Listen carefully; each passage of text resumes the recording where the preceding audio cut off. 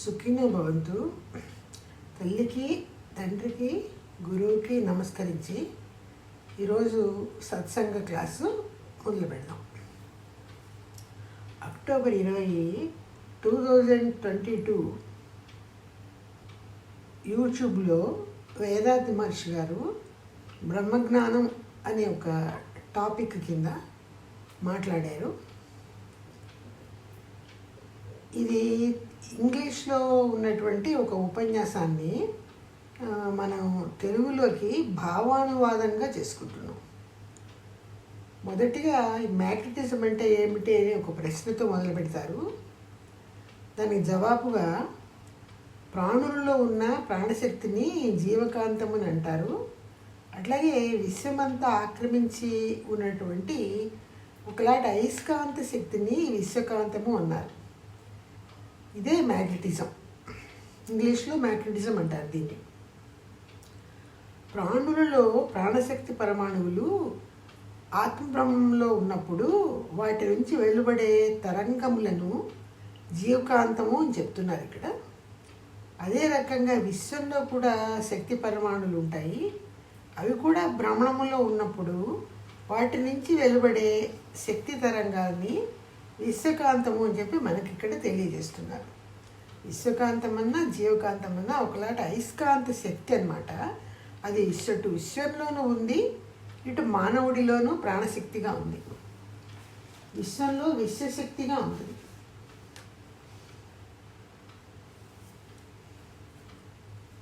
మనం అందరం ఒక గొప్ప అయస్కాంత శక్తి. ఈ అయస్కాంత శక్తి అయిన మనము ఇంతకంటే చాలా గొప్ప శక్తివంతమైన విశ్వకాంతం అనే ఒక అయస్కాంత తరంగాల వంటి శక్తిలో తేలియాడుతున్నాం అన్నమాట.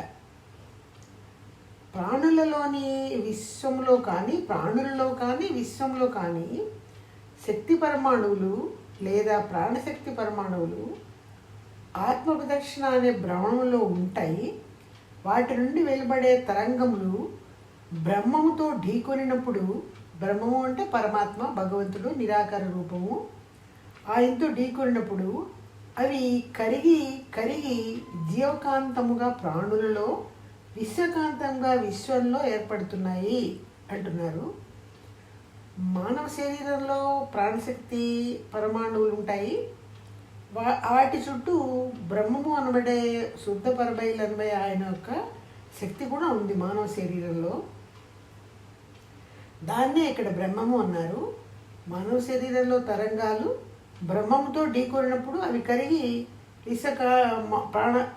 జీవకాంతంగా ఏర్పడితే, అదే రకంగా విశ్వంలో కూడా శక్తి పరమాణువులు బ్రహ్మము అనబడే పరమాత్మ యొక్క శక్తితో ఢీకొని కరిగిపోయి విశ్వకాంతంగా, ఈ రకంగా మ్యాగ్నెటిజం అంటే అయస్కాంత శక్తి విశ్వకాంతంగా విశ్వంలో జీవకాంతంగా ప్రాణుల్లో ఉంది అని ఇక్కడ మనకి తెలియజేస్తున్నారు. ఈ తరంగాలకి ఎట్లాంటి స్వభావం ఉంటుందంటే, అవి ఎక్కడి నుంచి వేటి నుండి అయితే బయలుదేరుతున్నాయో అవే లక్షణాలని ఈ తరంగాలు వేటిని ఢీకొంటాయో ఆ లక్షణాలన్నీ కూడా అందించబడతాయి వాటికి. ఈ తరంగాల యొక్క స్వభావం గురించి మనకి ఇక్కడ ఆ రకంగా చెప్తున్నారు.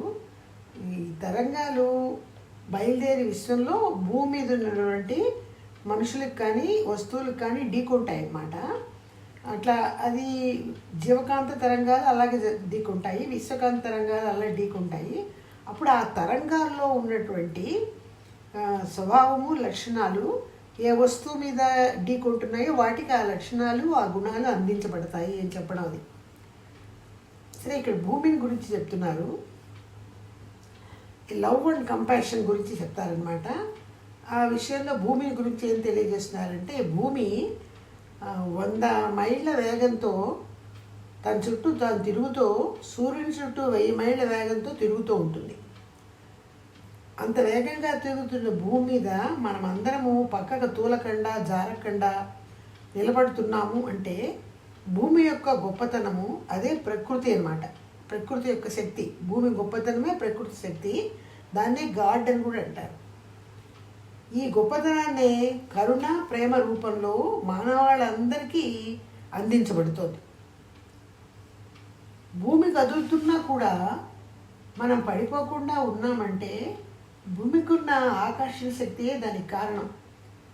ఈ ఆకర్షణ శక్తిని గ్రావిటేషనల్ ఫోర్స్ అనుకుంటా ఇంగ్లీష్లో.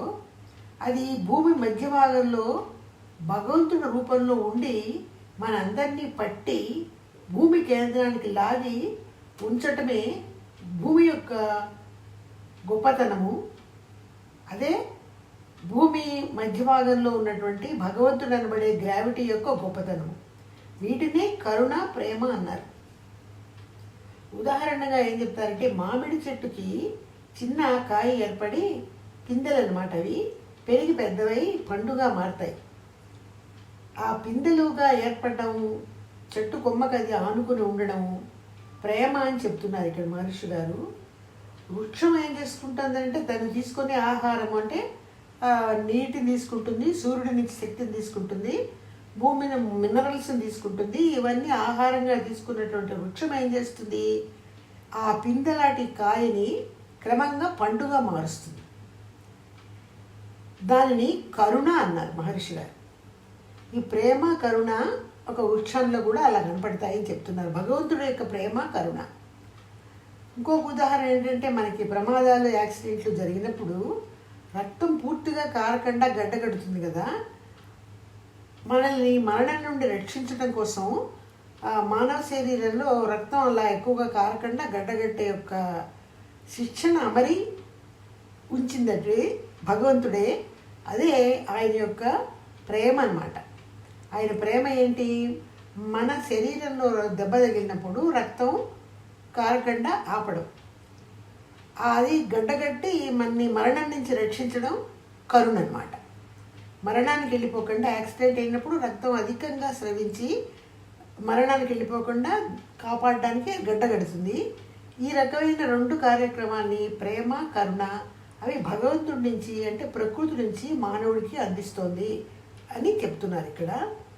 మనమందరము ప్రకృతి కూడా ఈ రకంగా భగవంతుని ప్రేమ కరుణల్లో మునిగి తేలుతున్నాము. అంటే మనమందరము ప్రకృతి కూడా కాదు, ఇక్కడ మనమందరము ప్రకృతి అనబడే ఈ భగవంతుని యొక్క శక్తిలో ప్రేమ కరుణల్లో మునిగి తేలుతున్నాము అని చెప్తున్నారు. ఈ చరాచర విశ్వమంతా ఆల్మైటీ అనబడే భగవంతుని యొక్క తన్మార్పుగా ఏర్పడింది అన్నమాట. ఈ తన్మార్పు వలన అంటే తన్మార్పు అంటే మనకి తెలుసు, ఇంతకుముందే మనం కొన్ని సత్సంగాల్లో చెప్పుకున్నాము. అవినాశి భగవంతుడు ముందుగా చిన్నారి పరమాణువులుగా తన్మార్పు చెంది వాటి కలయిక వలన ఏర్పడినటువంటి పంచభూతాల నుండి తిరిగి తన్మార్పుగానే ఈ విశ్వమంతా ఏర్పడుతోంది అని తెలియజేస్తూ, అందులో భాగాలుగా మనమంతా, ఈ విశ్వంలో భాగాలుగా మనమంతా ఉన్నాము. భగవంతుని యొక్క ఆ ప్రేమ కరుణలే ఈ చరాచర విశ్వమంతా మనలో కూడా ఆక్రమించి ఉన్నాయి అనే సందర్భాన్ని ఇక్కడ మనకి తెలియజేస్తున్నారు. పరిణామక్రమంలో పశుపక్షాదుల్ని దాటుకుంటూ కదా మానవుడు తయారయ్యాడు. పరిణామక్రమం అంటారు దాన్ని. మనమందరము భగవంతుని నుండి తయారైన శక్తి పరమాణువుల కలయికే. శక్తి పరమాణువులే భగవంతుడి నుంచి, నిరాకార భగవంతుడి నుంచి తయారయ్యాయి తన్మార్పుగా. అవే కలిసి పంచభూతాలుగా ఏర్పడ్డాయి కదా. అవే వాటి నుంచే మానవుడు, విశ్వము అంతా ఏర్పడింది. ఆ భగవతత్వము మనలో అందరిలో కరుణా ప్రేమల రూపంలో ఉంది అని ఇక్కడ మనకి మళ్ళీ తెలియజేస్తున్నారు మహర్షి గారు. సంచిత ప్రారంధ కర్మల కారణంగా మనలో అరిషడ్ వర్గాలు తలరేగుతాయి, చెర్రేగి వస్తాయి అన్నమాట పైకి. వాటి వలన పంచమహాపాతకాలు కూడా మనం చేస్తాం. అరిషడ్ వర్గాల వలన అందరూ చేస్తారని కాదు, వారి కర్మానుసారం కొందరు అట్లా చేస్తూ ఉంటారు. అందువలన ఏమవుతుందంటే మానవుడు మనశ్శాంతి లేకుండా బతకవలసి వస్తుంది. వీటిని ఎలా తొలగించాలి, మానవుడు శాంతి ఆనందాల్ని ఎలా పొందాలి, ఆ పొందే విధానమే ఈ సులభతర కుండలిని యోగాలో మనకి తెలియజేయబడుతుంది. మనమంతా ఎక్కడి నుండి వచ్చాము, ఏది మన ఈ ప్రపంచానికి మూలస్థానము అని ఆలోచించాలి. అదే హూయామై అన్న ప్రశ్న అన్నమాట.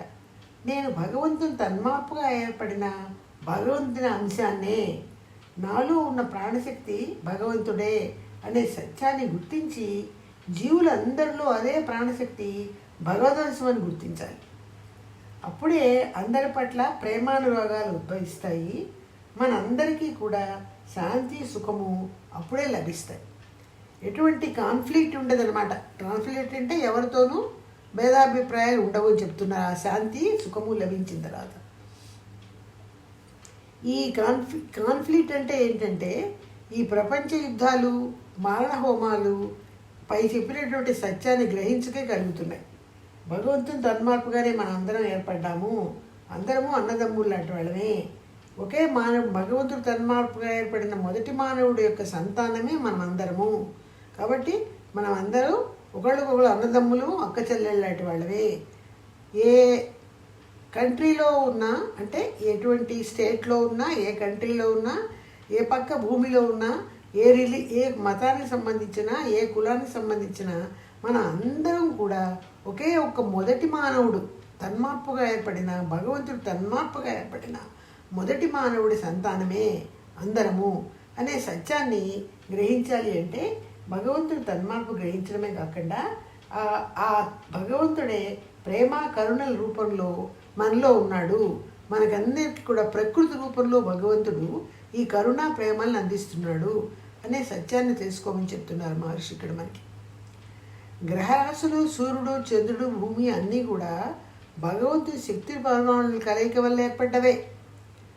గ్రహాల నుండి, నక్షత్ర రాశుల నుండి అనేకమైన శక్తి తరంగాలు ప్రవహిస్తూ ఉంటాయి కిందకి. అవి మనందరి మీద పడి మంచి చెడు ప్రభావాలు, 2 రకాల ప్రభావాలు చూపిస్తూ ఉంటాయి. వాటిని తట్టుకుని మనం అందరము నిలబడుతున్నాము అంటే ఏంటి అర్థము? మనలో ఇమ్యూనిటీ అనబడే ఒక రోగనిరోధక శక్తి ఉంది. ఆ ఇమ్యూనిటీని ఎలా పెంచుకోవాలి అనే సంగతి కూడా మనకి ఈ స్కై అనబడే సులభతర కుండలి యోగం తెలియజేస్తుంది. ఆ ఇమ్యూనిటీని ఎట్లా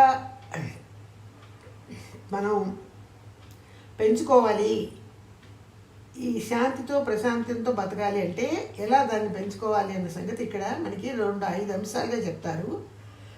మనం పాటించవలసిన ధర్మాలు, పనులు 5 రకాలన్నమాట. ఈ రోగ నిరోధక శక్తిని పెంచుకుని భూమి మీద బతకాలి అంటే మనం ఎలా ఉండాలి అన్న సంగతి ఇక్కడ చెప్తున్నారు. ఒకటి ఆహారం అన్నమాట.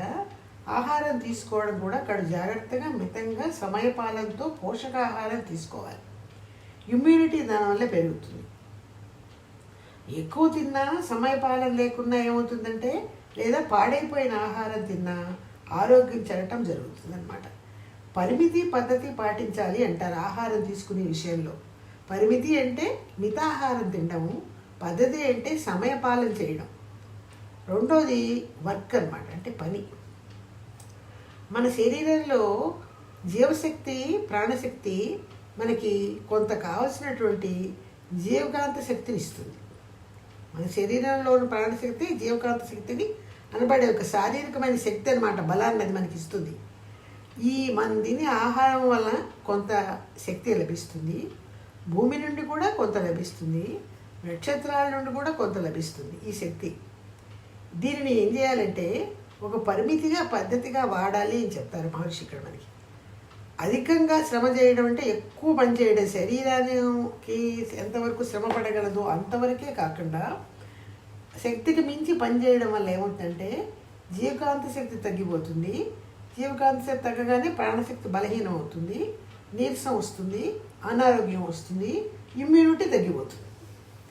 తగినంత పని మాత్రమే చేయాలి.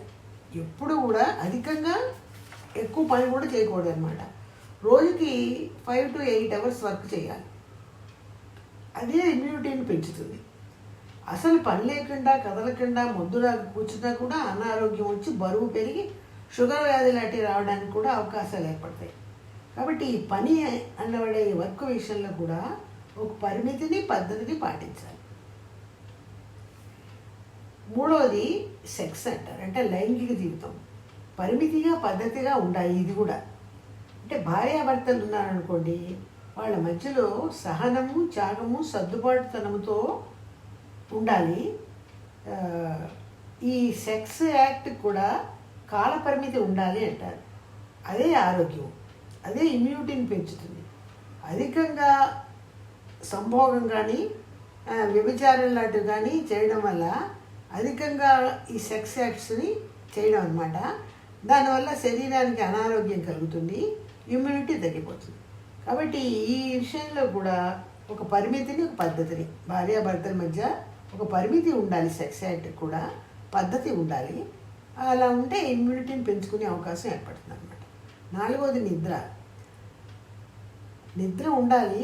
8 అవర్స్ ఉంటే సరిపోతుంది. బద్ధకము, మొద్దు నిద్ర అలాంటివి అంత మంచివి కావు.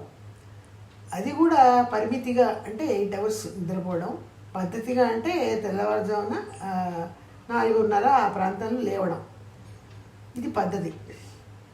దీన్ని కనుక అతిక్రమిస్తే ఏమవుతుంది? ఇమ్యూనిటీ తగ్గడం, అనారోగ్యాలు రావడం వస్తాయన్నమాట. 5వది ఆలోచనలు. అవి కూడా పరిమితిగా ఉండాలి. పాజిటివ్ థింకింగ్ ఉండాలి, అంటే ఎప్పుడు మంచిగా ఆలోచించాలి, నెగటివ్ థాట్స్ ఉండకూడదు. అవి మన ఆలోచనని నశింపజేస్తాయి, మన ఆరోగ్యం నశింపజేస్తాయి. ఈ అధికమైన ఆలోచన వల్ల వేస్తూ ఉంటే మన మనసు, శరీరము కూడా నీరసించి బలాన్ని కోల్పోతాం.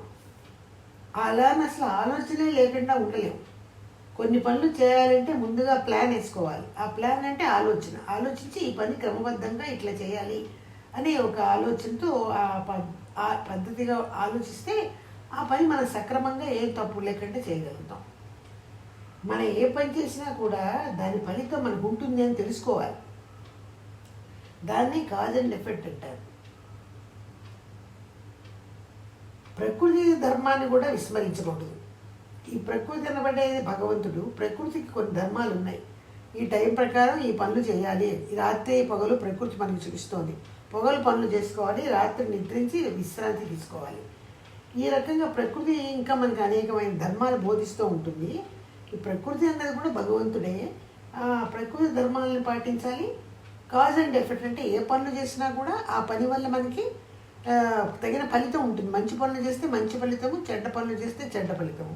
ఆ సంగతి తెలుసుకోవడమే కాజ్ అండ్ ఎఫెక్ట్ అంటారు. అది తెలుసుకుని మసులుకోవాలన్నమాట. ప్రకృతి ధర్మాలని పాటించడానికి కార్యకారణ సిద్ధాంతం అమలు జరపాలి సార్. కార్యకారణ సిద్ధాంతం అంటే కాజ్ అండ్ ఎఫెక్టే. ఈ ప్రకృతి ధర్మాలు ఎలా పాటించాలి అన్నదాన్ని మనకి మన మతాలంటే రిలీజియన్స్లో 2 సూత్రాలు చెప్తున్నారు ఇక్కడ మహర్షి గారు మనకి. ఒకటి భగవత్ ఆరాధన.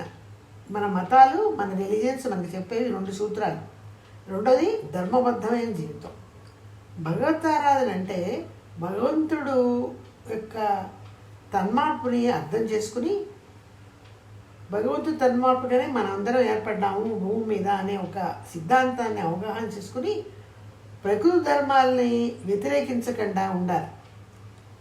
ఇప్పుడు మనం దేవాలయానికి వెళ్తాము, ఒక 2 కొబ్బరికాయలు కొట్టేస్తే భగవంతుని ఆరాధించేసాము అని అనుకుంటాము.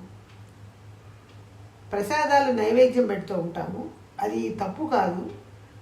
మానవ జీవితంలో ఆధ్యాత్మిక జీవితానికి ఈ దేవాలయాలకు వెళ్ళడం, భగవంతుని ఆరాధించడం అన్నవి మొదటి మెట్టు.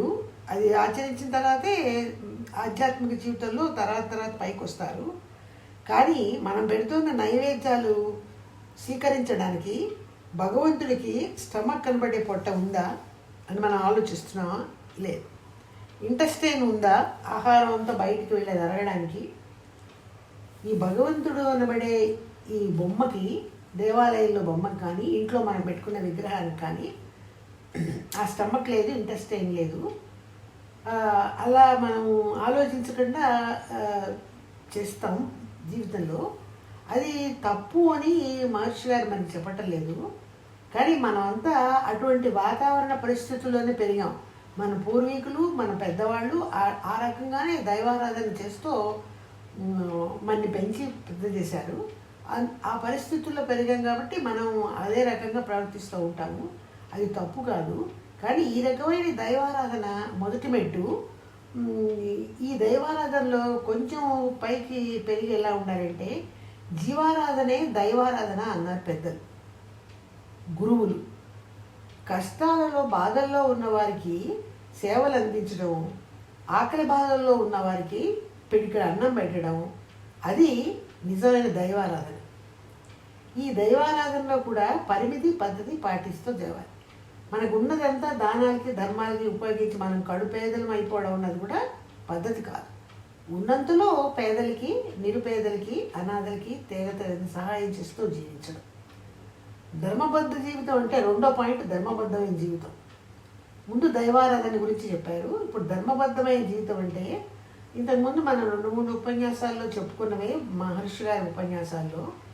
డ్యూటీ అంటే బాధ్యత, మొరాలిటీ అంటే నీతి, చారిటీ అంటే దానగుణం. ఈ మూడింటిని ఆచరించాలి. తల్లిదండ్రులని, సంతానాన్ని పోషించడం, సమాజానికి చేతైన సేవలు అందించడం, ఇది డ్యూటీ అన్నమాట. మొరాలిటీ అంటే ఎప్పుడూ ఎవరిని నొప్పించకుండా, మొరాలిటీ దేని కిందకు వస్తుంది? నీతి. డ్యూటీ అంటే బాధ్యత. ఎప్పుడూ ఎవరిని నొప్పించకుండా, తనంతా నొప్పించుకోకుండా జీవించడం అన్నదే మొరాలిటీ అంటే నీతి. మనం నిందించుకోవడం, మనం కొట్టుకోవడం, మనం ఆత్మహత్య లాంటివి చేసుకుని, సూసైడ్స్ చేసుకుని మనం బాధ పెట్టుకోవడం లాంటివి చేయకూడదు. అదే రకంగా ఎదుటి వాళ్ళ జోలికి వెళ్ళి ఎప్పుడూ ఎవరిని నేను నిందించను, నా జీవితకాలంలో నేను ఎప్పుడూ ఎవరిని ఏ రకంగా నిందించను అని అనుకోవడం అన్నది మొరాలిటీ అంటారనమాట. అది ఆచరించడం అన్నది నీతి అన్నమాట. మూడోది చారిటీ అంటే ఇందాక మనం చెప్పుకున్నట్టు పేదలకి, నిరుపేదలకి, అన్నార్థులకి నీ సంపాదనలో 1% కనీసం అందరికీ సేవా కార్యక్రమాలకి నీ సంపాదనలో కొంత భాగం వాడాలి. ఇవి రెండే మన మత ధర్మాలు. ఒకటి ధర్మబద్ధమైన జీవితం అంటే మొరాలిటీ, డ్యూటీ, చారిటీ పాటించడం. రెండోది దైవారాధన. దైవారాధన అంటే దేవాలయానికి వెళ్ళి పూజలు చేయడం దైవారాధనే. అది కాదని మహర్షి గారు చెప్పటం లేదు. అక్కడితో మొదలుపెట్టి క్రమక్రమంగా ఈ సమాజంలో ఉన్నటువంటి పేదలకి అన్నదానం చేయడం, ఎవరైనా ఇబ్బందుల్లో ఉంటే వాళ్ళకి సహాయం చేయడం. జీవారాధనే దైవారాధనని, జీవుని ఆరాధించడమే. జీవిలోనే, అతని ఆత్మలోనే భగవంతుడు ఉన్నాడు అని అతనికి సేవ చేయడం అన్నది